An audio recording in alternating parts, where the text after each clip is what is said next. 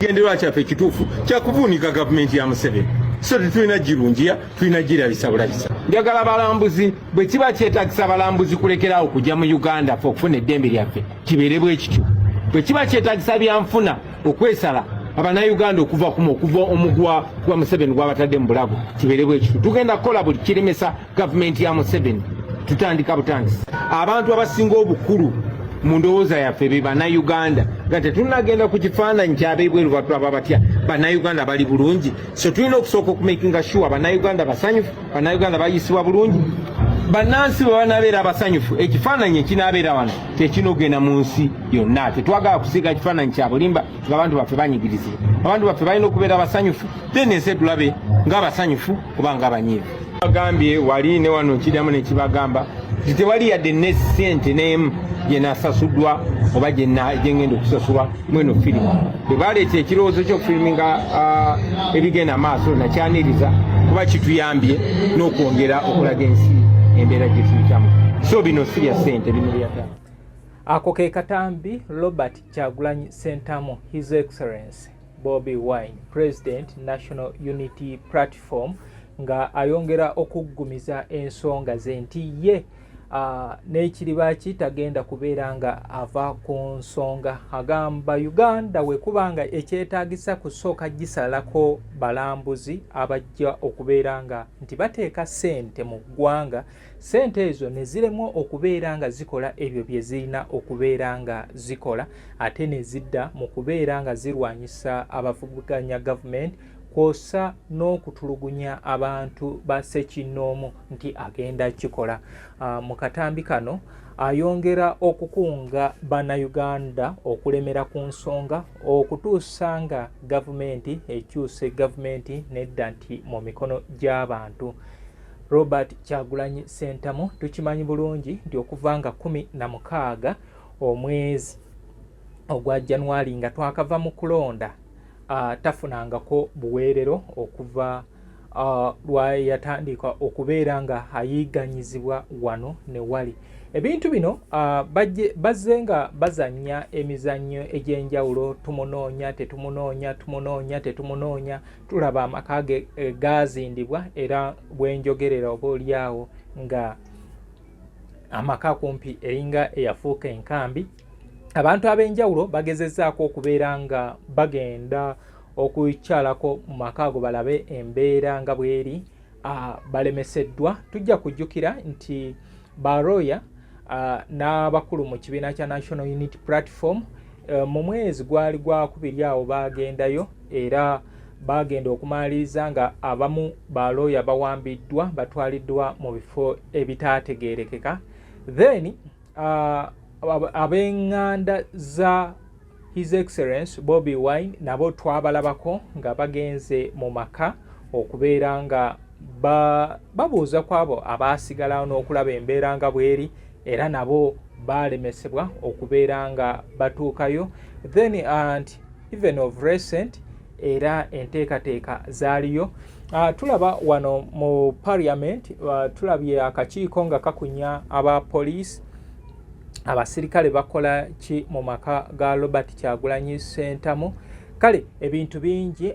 Mukyala w'omukulembeze Babi Kyagulanyi Itungo twategeera ebyamutuukako we yazindibwa ekiro era footage yabuutikira emitimbagano wano nawali nga ensonga ez'enjawulo tulaba ebintu we byamenyebwa, alaga ebintu ebyatwalibwa naye era still abamu baavaayo ne bawakanya ebintu ng'ebyo. Kale tulagawa ensi yattu Uganda. Kale Robert Kyagulanyi Ssentamu aze akola obutambi obw'enjawulo nga tumulaba akoledde mu kifo kino, akoledde mu kifo kiri, akoledde mu kino mu mbeera ey'okubeera nga yeekukuma. Alina akatambi ke yasooka okutta ng'abuuzaako Abannayuganda n'okwongera okubagumya.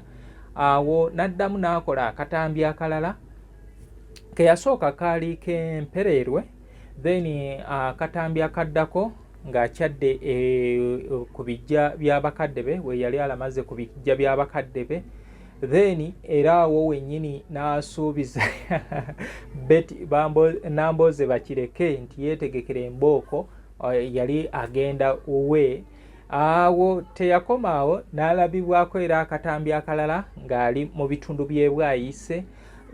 We tuva e Bwayise era walabika akatambi akalala era keyata n'obutambi okutuusa kana akasembyeyo. Okusinzirira eyo yonna gyali tumulabyeko mu migga egy'enjawulo ng'akwatiddeyo obutambi era eyo yonna gyali gyasinzirira okubeera nga ayogerako ne European Union kosa ne Geneva Summit for Democracy era nga ne wano mu Gwokuna nga 17 agenda kwogerako eri ensi yonna ng'asinzirira oba ejyanaabeera oba nga agenze mu New York. Byonna bya Katonda. Kale embeera bwetu bweri, embeera teyeeyagaza mu nsi yattu Uganda, naye nga tulina kwongera kubeera nga twesabira Mukama Katonda yandituddiddemu otherwise oyinza okuba nga ebimu tetubiraba bulungi. Olunaku lw'eggulo twalabye Najja Sharif Najja Sharif amaka ge nga gazindiddwa. Kale embeera bwetyo roadblocks ezibadde roadblocks all over. Kale embeera nga si nnungi wano mu ggwanga. Kale yoyo Robert Kyagulanyi Ssentamu. Naye nga okulonda abakulembeze ku LC1 omutendera ogusookerwako kubindabinda. Kale gwe munankyukakyuka nkusaba nti tolema okubeera nga weesimbawo. Omanyi we tuba nga tulina ekintu kye twagala tulina kukibeeramu. We tuba twagala enkyukakyuka tulina okugenda ne twenyigiramu. Tetulema nti olwabiri ebyaliwo emabegaawo nedda. Tubeere nga twenyigira mu nteekateeka eno okulaba nga tukyusa ensi. Ate naawe ali ku ludda olusiimu nga wooli oli mumativu, naawe munaye tekikugaana kubeera nga okola ki nga weesimbawo ogambe nti bino byabavubuka oba n'abaagala enkyukakyuka. Nedda, twagala ensi ekule kubanga ensi tekoma wano. Ensi erina okubeerawo emyaka emirala mingi. Wootunuulira okuva 1962 okutuusa kati tuli myaka emeka. Yaliwo 1962 we yali wabanga yali alowooleza 63 paka nga mu 70s teyakomaawo. Emyaka emirala jajja gyegattako. Kitegeeza ensi tekoma ku ffe. Ensi egenda kubeera nga yeeyongerayo. Mwebale okubeera nga mungoberera. Nze Muzungu David Kadongo Kamo music analyst. Nsiima ebyo byonna bye munkolera. Kale mubeere bulungi, mweraba.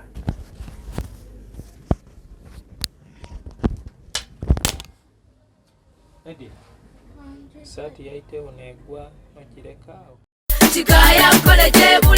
Omuzadde kankwanjulire Kikaaya College School Bulenga lya Kisulo n'abava ebweru ly'abawala n'abalenzi ligatta amadeeni gonna liviira ddala ku siniya esooka paka ku y'omukaaga lisomesa arts ne sciences. Omwana bamubangulira ddala tebakoma kusoma busomi kyokka, bamutendeka emirimu gy'omu mutwe omuli okwokya welding, okusiba amazzi, okusiba enviiri, okukosa okufumba oba kiyite catering and hotel management, okuzimba, okutunga oba kiyite fashion and design, okukanika emmotoka, okukosa amasannyalaze, ku bitone by'abayizi b'ekansa omuli okuyimba, okusamba omupiira wamu n'okubaka, endya y'abaana nnungi, layibulale ya mulembe. Ow'Ekisulo osasula emitwalo 69. Okwo nno kwe kuli okulya, okusula, okusoma n'endabirira endala yonna. Lisangibwa Bulenga ku Mityana Road, kilomita 7 zokka okuva e Kampala. Kuba ku 0772 442 799. New Subs Fashions tukutuusaako ebiteeteeyi kw'ossa abaya, engatto, ensawo z'abakyala, jackets, jeans n'ebirala. Tusangibwa ku Wilson Street ku kizimbe ekya Sunset Arcade ground floor shop number 2.